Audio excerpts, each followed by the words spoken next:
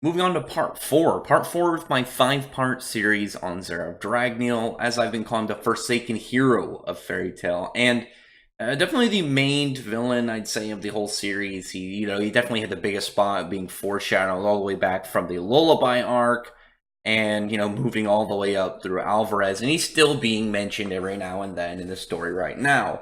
So the thing about Zeref is there's a lot to him. There's a lot about his character. There's a whole lot going into it. Especially when there's stuff that when you notice just reading the story, and there's always stuff that you don't read at first kind of like position. When you first go through the story, you're probably not going to pick it up. Small stuff and small contrasts and minor details. I talked about how like him taking in August as pretty much just gather and bring him into the fold of things, into the Alvarez Empire.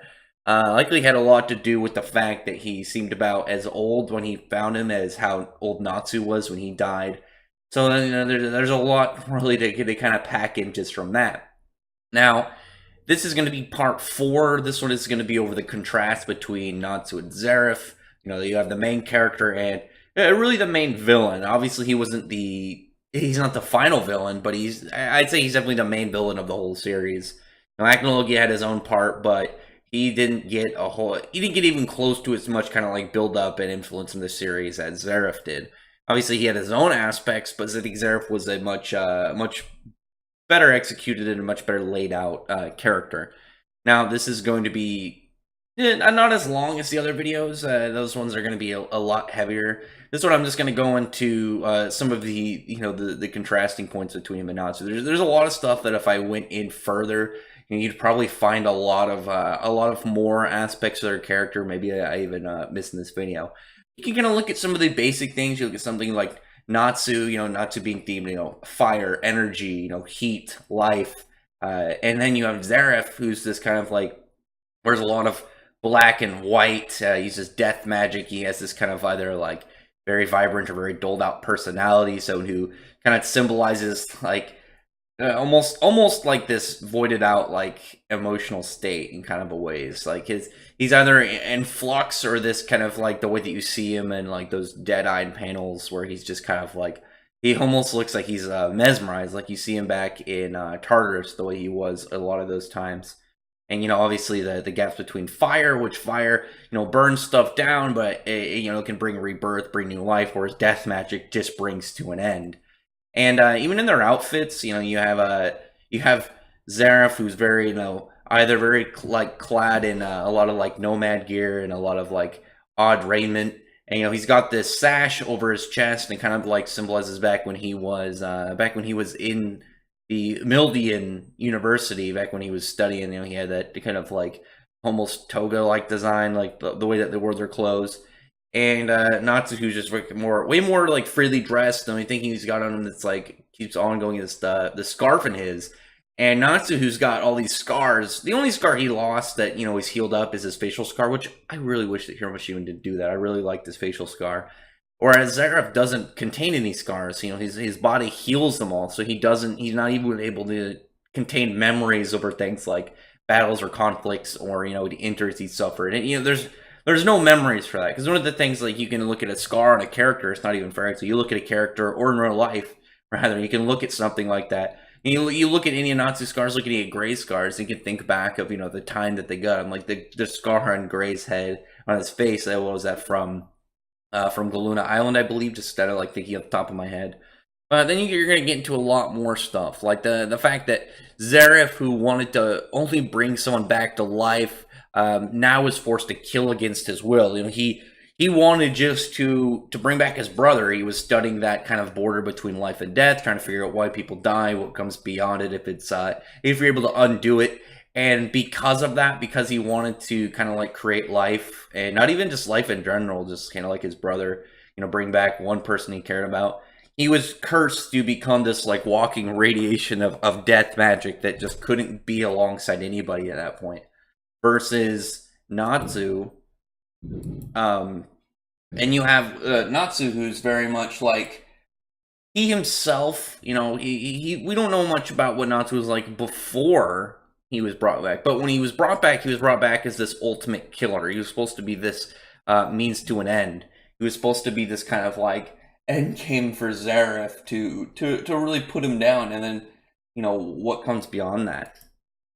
So when you think about that, you have Natsu, who was brought back as his again ultimate destroyer, who instead kind of became a protector of life, even though he's not like the straightforward like I want to help everybody be a good guy kind of character. He's much more of like guild adjacent, and then just like maybe like whatever's close to him, because he doesn't seek out just stuff to fix. Like usually when Natsu does good stuff, it's either for the guild on a quest for the guild, or like it's right in front of him, and he's just gonna if he doesn't like what's going on, he's gonna put a stop to it, even if it's by good guys or bad guys.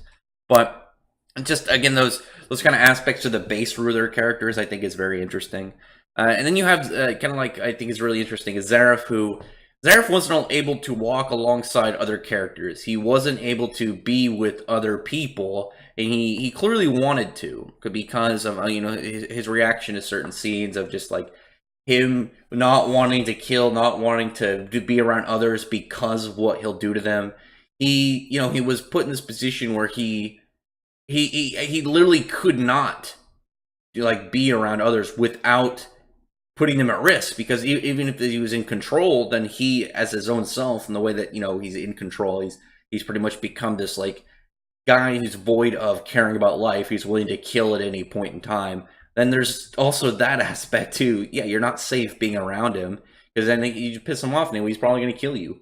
Or the kind of like way he was cheating the curse, it also doesn't matter, because he saw people not just as pawns, like, oh yeah, you're a unit in my army. He literally saw them as literally as pawns, like as like pieces for war, not even in the aspect of like military units like humans. You literally thought of it all as a game. And I think that's very interesting for the way that for Zeref was. His was by death and then trying to go against it, whereas Natsu, early in the series, Natsu didn't want to be on a team. He didn't want to be with on a group with other people, other than happy, because remember the incident with Lizana. He shut himself off from others emotionally in that whole area, in that aspect. He didn't want to talk about it. Like, you remember back when Guild Arts first showed up, Natsu, he very much looks up to Guild Arts. He was extremely excited to see him happen, but the second like Lizana was brought up, he was like, all right, screw you, I'm leaving. And you have these kind of like two areas. You have both of them kind of like were messed up by the death of someone close to them, but whereas Natsu, was just like, no, I'm not dealing with this. I'm not gonna go about this. Zeref was trying to fight it, and because he tried to fight it, it kind of screwed him over in the end. Obviously, bringing about all the pretty much the darker parts of the series, all the dangers that he brought along with his actions. I think that's just kind of cool, the fact that both of them have this kind of moment, even within their history, that aren't related to each other. Even though Zeref obviously directly, in relation to Natsu, the events wasn't really, it was Natsu related, but it wasn't Natsu kind of caused, because, he was dead at the time. And then you have Natsu, who experienced, death firsthand. Well, what he thought was death, Lizana not actually being dead. And then that kind of like, seeing how he handled the situation, like he was just kind of not emotionally prepared for it. And then we saw how it was later with Igneal. Like he was very broken up by it, but at that point in time, he was able to move forward and able to get back on his feet and keep striving and moving towards what exactly he thought was the best decision for him. And at that point, getting stronger, so he not just to defeat Zeref, not to defeat Dragneel, but to get stronger, so he wouldn't lose anybody else close to him again. And then you look at certain things like Natsu was willing to sacrifice himself for the guild and the rest of the comrades. That he was going to fight for everyone, really. And when you think about that, back when he was on Galuna Island, he told Gray, it was like, just because if you die winning a fight, you're not really winning. You're running away in a way. I don't know why I said wait twice. You're running away from that in a kind of like idea of it. But after the events of like Guild Arts humbling Natsu, teaching him to recognize his own fear and weaknesses, and then seeing Igneal sacrifice himself for everything, Natsu seemed to gain this kind of like idea of sacrifice for others. Even though he, during that whole during that event, he very much kind of like figured out like the difference between like the time to sacrifice yourself, and just kind of like recklessly trying to go and pretty much die for the sake of others. And he saw that, with Happy, and then how he reacted to Gray trying to use Iced Shell during that arc on the Alvarez arc against Zeref, and how you can kind of like look back at Natsu first doing it and stopping Gray, and then his kind of response to Alvarez arc Natsu and his response to stopping Gray. They're very heavy. Like, one was kind of like grilling him angry, and then in Alvarez Natsu was very emotional. He didn't want to see his friend die. He was able to kind of take in, at least to a degree, of what Happy probably was feeling when he thought Natsu was going to die fighting Zeref. Kind of like you're fighting for their sake, but you're not thinking over, what your death will, make the people that care about you feel. And with that, that was really nice to see for Natsu to grow. But whereas Zeref was ready to sacrifice anybody. And it's not just like he was a villain who's just like, oh, you work for me, you don't matter. It was because of his overall goal. He wanted to, do the Neo Eclipse, reset everything, fix the world. But because of that, he didn't really have any value in his people. They were units, and he just saw them as reaching his end point. He thought eventually, in the end game of things, he was going to help them. He was going to, create a world where, all the atrocities of Zeref didn't ever exist, all his demons and all the cultists and all these things that were caused by him, as well as Acnologia, weren't going to be in effect. And because of that, Zeref kind of was doing a good thing by doing a bad thing, and you have Natsu, who was doing a bad thing for the sake of a good thing. And I think that was just a nice, again, mirrored kind of flip over their two kind of like areas for their characters. And then you see things like during the whole confrontation between Natsu and Zeref during their fight at the end of the Alvarez arc, when Zeref was describing the Neo Eclipse, and he was talking about a reset, starting over, undoing all these things, and trying to make things right.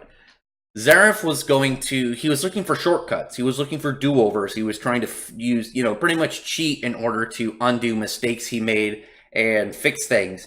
And it wasn't just like him trying to, again, help people stop Acnologia, undo all the atrocities that he also wanted to relive his life. There was like there was an area of selfishness within his selflessness. And I thought that was really cool to see, because then you see Natsu, and Natsu, instead of being like, yeah, that would work, do all these things, he didn't want to undo what he had with his friends, because Zeref was willing to undo ever meeting Mavis. He never would have got to meet Mavis, because Mavis was born centuries after him, in order to, for the better of people. Natsu was not willing to both lose his guild and lose, the memories he's had with everybody for that, but also he didn't like the idea of pretty much a do-over, because he was about, there's always struggle. People are always going to have it hard. You need to, grit your teeth, stand up, move forward again. Call back to, some of the conversation he had with Igneel, thinking about, the aspect of not just giving up, not just kind of like looking to retreat, or even in this case, a do-over. It was all about, you got to step up, learn, and keep going. Again, keep moving forward, keep trying to strive to do better and to, make things right. And I thought that was just a very much nice overall, like near the end, kind of large comparison to really look at the two characters.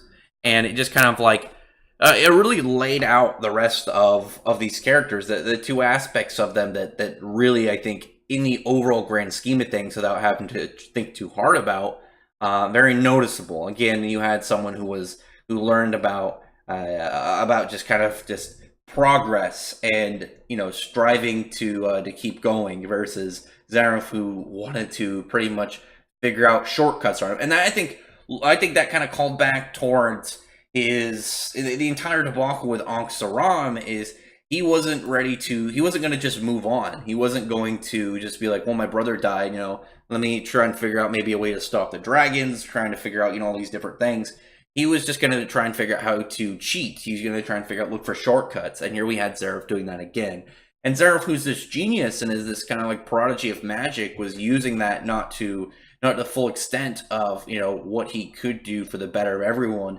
He was looking for cheats for himself. He was looking for ways to really kind of progress, his own life through, unfair means, which I thought was really nice of his character, again, to kind of have that in his overall kind of layout. You had that kind of start to him, and that was going to be kind of be the end of him, but also at the same time a new start for him, which is really cool. And then you kind of see stuff like Natsu, who he cared about the guild, and he cared about them more than the rest of the world. You know, the guild was much more of where Natsu cared about. We have a lot of times, you know, he doesn't hate the world. I always kind of compare Natsu. I don't put him as a good guy or a bad guy. My idea, he's more of a soft core anti-hero, where he's not evil. He's not like an anti-hero. He's like, I'm gonna kill anybody that pisses me off. He'll fight anybody. He'll beat the shit out of anybody who insults the guild, whether that be a good guy or a bad guy. Like you could have literally a character in Fairy Tail be the Pope, and he could be the nicest guy in the world. But he says the one bad thing about Fairy Tail, Natsu's probably gonna punch him out. And I thought that was, you know, that's a good aspect for his character. And about that, you know, he cared about the guild. He believed in struggles and pains were part of life, and it just was an aspect to living. Whereas Zeref, who was willing to sacrifice everybody for the sake of the world, like again, like the lives of those around him were literally just tools in order to meet your greater means. You know, he was trying to pretty much sacrifice his crew for the sake of the world, whereas Natsu was not willing to sacrifice his crew for the sake of the world. Again, you have this kind of like mirrored over layer over how they treated their own comrades, how they treated people close to them, which again was very much kind of like heavy layout of them. Again, like Zeref again was ready to sacrifice Mavis. Natsu was not willing to give up the life that he's, you know, made with others, especially Lucy. So you know, when you think about all these things with Zeref and Natsu, you know, just kind of looking back at them, it makes a much bigger impact on the series itself. When you figure out, you know, these two brothers that you have Zeref, who cared a lot about Natsu. He's got these memories with him, and this, you know, he's done all this stuff for him. And you have Natsu, who never really knew Zeref, doesn't remember anything about him, only knows him as, you know, a threat to the guild. It just adds all this extra flavor to their characters, a lot of extra meat to the comparisons between Natsu and Zeref, and the story itself and their confrontations. Definitely looking forward to seeing like any additional stuff they put in the anime over the next couple episodes, and anything that they plan to maybe flesh out. So look forward to that. And then we have one more of these next week. It's going to be on the influence of Zeref. I'm going to go over pretty much everything that Zeref directly tied to in the series, like all the arcs that he pretty much influenced, everything that he had a part in playing, whether directly or indirectly. So look forward to that. Otherwise, I'd really appreciate it, rather, if you would thumbs up the video, from the like button and the subscribe button, and comment below. I'd really appreciate it. And check out my other videos. Brother, I appreciate everyone who's already subscribed, and I thank you all for listening. Bye.